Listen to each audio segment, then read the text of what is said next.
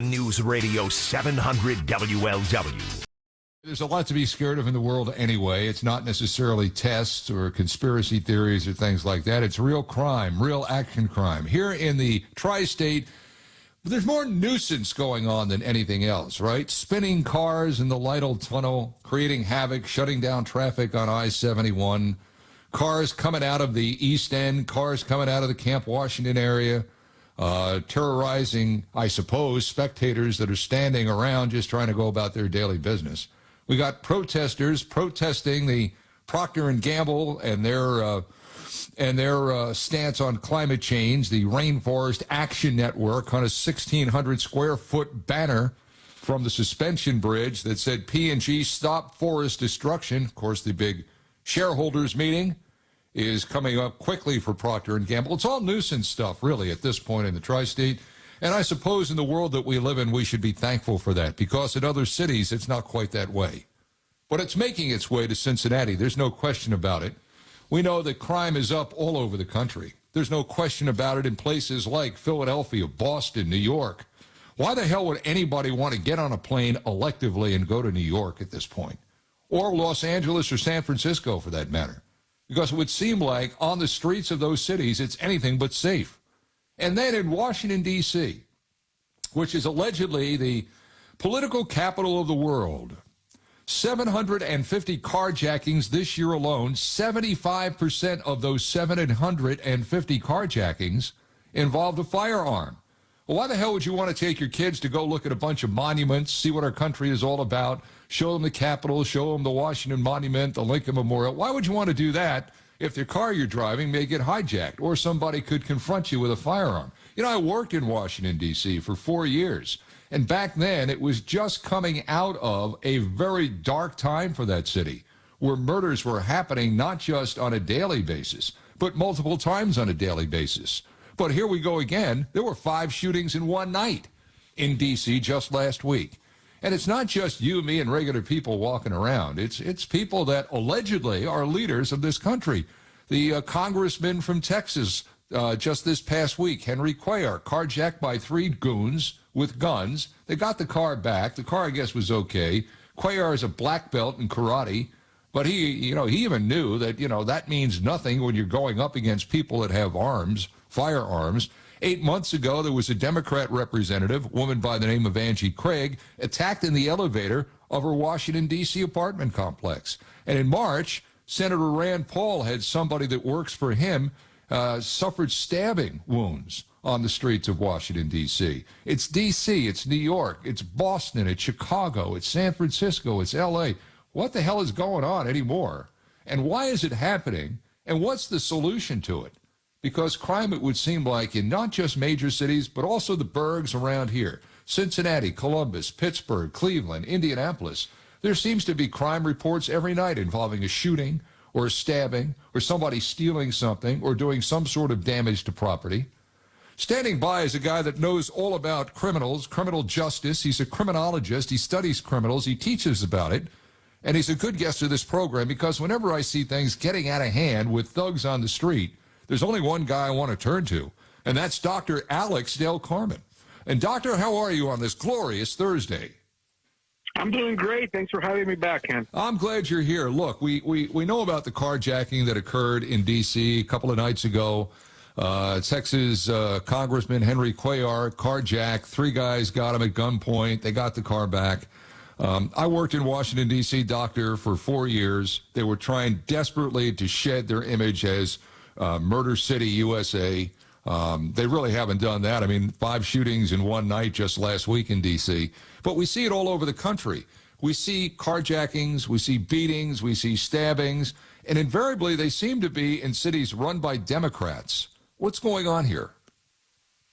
Well, this is the end result of many years where they have actually tried to defund the police.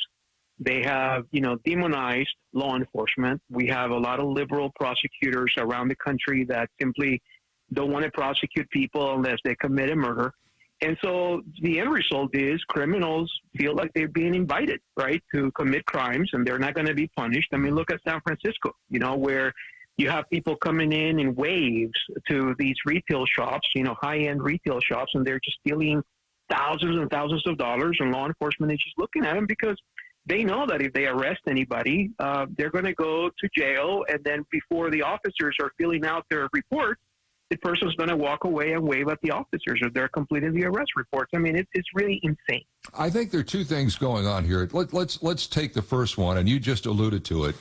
You get a cop that arrests somebody for doing something wrong. In the back of the cop's mind, he knows, I better over-research, I better oversell this because the DA or the prosecutor who's going to take this case may look at it and throw it out because of what you just mentioned, George Soros funding all of these campaigns throughout the country for what he believes is his version of criminal justice. The real problem, it seems like, initially, is with the prosecutors and the district attorneys of these country, in a lot of these counties. Am I correct?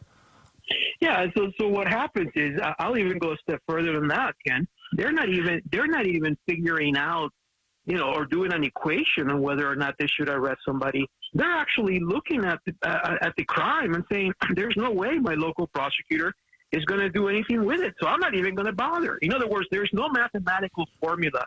It has become, sadly, instinctual for some police officers to say, look, what is this worth? I'm going to be risking my life. I'm going to be risking a lawsuit if they say that I used excessive force or whatever. Mm-hmm. And then I end up arresting the person. And before I even finish booking them, they're basically out on bond, and the prosecutor is going to drop all charges. And so why am I wasting 6 hours of taxpayers' money that is in the thousands of dollars, paying my salary, that of the individuals that are going to be at the jail, et cetera, in order for the bad guy to walk away? I mean, that's where we are now. Second part of what I view as the problem is we have done, and I speak we in the media, some of us, have done a really good job of demonizing police, absolutely demonizing, trying to make all police in this country look like that thug, that criminal up in Minnesota that killed that guy and wound up going to prison. It was a landmark case, but all of a sudden, because of that, every cop in this country was demonized in one way, shape, or form, and particularly in cities in Boston, like Philadelphia, like Washington, D.C., they're having a difficult time recruiting police officers. So this should be a shock to nobody who's saying, oh, my gosh, crime is up in my city. What's going on? Well, if you demonize cops, why would somebody want to be a policeman? Makes sense to me, does it not? Absolutely. And look, this goes back to right before the pandemic when they wanted to take away all the funding from law enforcement. We saw that in cities like Austin, Texas, unfortunately, where they're still trying to catch up on the number of people that they're recruiting.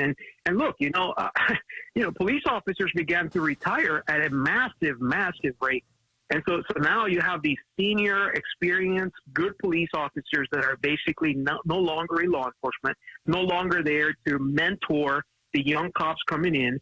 And then you've got this sort of, euphoria almost out there among all these chiefs of police that they want to hire at whatever cost there may be. And some of that is essentially looking the other way to hire people that shouldn't be hired as police officers. So I think what we're going to see in the next 10 years is going to be more of the same. We're going to see a lot of these sort of scandals all over the nation on people that should have never gone into law enforcement, that unfortunately the desperate times of today are allowing them in at the academies. And I think something that cannot be highlighted enough is we got a lot of problems in this country, particularly in bigger cities, on the bench.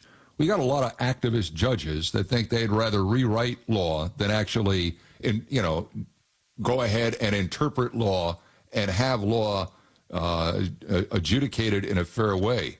We got a lot of activist judges. We used to not have that here in the greater Cincinnati area. More and more, we're starting to see it.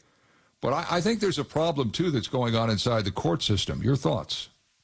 Yeah, I agree. I mean, we not only inside the court system, but also, as you mentioned, this sort of, in many ways, what has happened in the past 10 years is ideology has taken over rationale, training, and expertise. And so everyone now is following all these ideologies that unfortunately they supersede the Constitution, they supersede logic, and they supersede history. And what we're going to find ourselves in is 5 to 10 years from now, I'm afraid, is we're going to have chaos, even more so than we do now. And people are going to be begging for those laws to come back, and it may be a little too late. Okay, so we know what the problems are. Dr. Del Carmen, what are the solutions? How do we fix this? I don't think anything in this world is beyond repair. I'm maybe too much of an optimist, but I think if you've got a problem, that problem can be fixed. Where do we begin? Does it begin at the ballot box by running some of these DAs and these prosecutors out? Where does it begin? It really does. Yeah, it really does. I mean, look, we voters have a great power, right? And sometimes, and oftentimes, actually, we underestimate the power of the vote. And we got to get these people out of office. I mean, we really, truly do, right? We are, and San Francisco is case in point. They actually fired their DA, because they knew, even in the liberalism of California, that there were some things there that were simply not acceptable. And I think a lot of times we're electing people that sound really good in speeches, but unfortunately they have zero idea as to how to operate and manage a city and certainly address crime. And, we're kind of going into this mode of going into sound bites and what sounds good on social media, who looks good with a nice suit, and they just simply go out there and vote for that person when we sadly, there's no element of wisdom. That person is simply someone that is going to follow an ideology and has zero experience in understanding how to address crime. Yeah, nobody pays it. You and I both know nobody pays attention to issues anymore. You're right. They vote for the guy that looks good in the suit, or the woman that's up there crafting, creative sentences, or gets angry at the right time, or all the nonsense that unfortunately is window dressing and not really what the suit is. But I'll tell you what, I think it may all come down to money, Doctor. I mean, if I look at places like New York, Chicago, Los Angeles, San Francisco, I have no desire to go to those cities anymore. I used to go because there were things there. There were attractions. There might have been sporting events.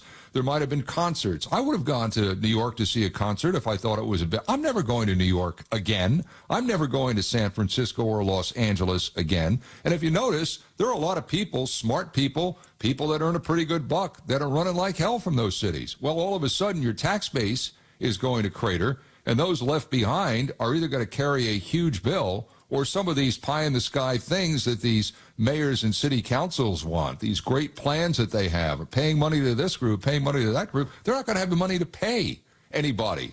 So I honestly think maybe at the end of it all, the answer, just like a lot of things in life, to this question is money. It may come right down to dollars. There's no question. And look, I was in San Francisco last weekend with my wife on a church-related trip, and I can tell you the streets were desolate in downtown San Francisco. A lot of homeless folks. I mean, you could just sense that people have left the city and have left the areas. The other part of this, too, is that you think about where we're headed, right, and how things are going to happen in the next few years. You've got stores, a lot of retail stores, a lot of really nice, high-end retail stores in San Francisco and LA that are pulling out of those neighborhoods because their insurance companies cannot cover them anymore. And so what's going to happen is, we talk about food deserts. There's going to be more deserts than just the food desert in a lot of the cities. People are just going to have to rely online, or they're going to have to move somewhere because the quote-unquote nice areas of town are disappearing very quickly. They are. And right before our very eyes. The answer and the solution is you. It's me and everybody else. Dr. Del Carmen, it's awfully good to hear from you. You stay well, and I tell you this all the time. You stay well because we need to hear your voice. Thank you so much for joining us. Thanks for having me, Ken.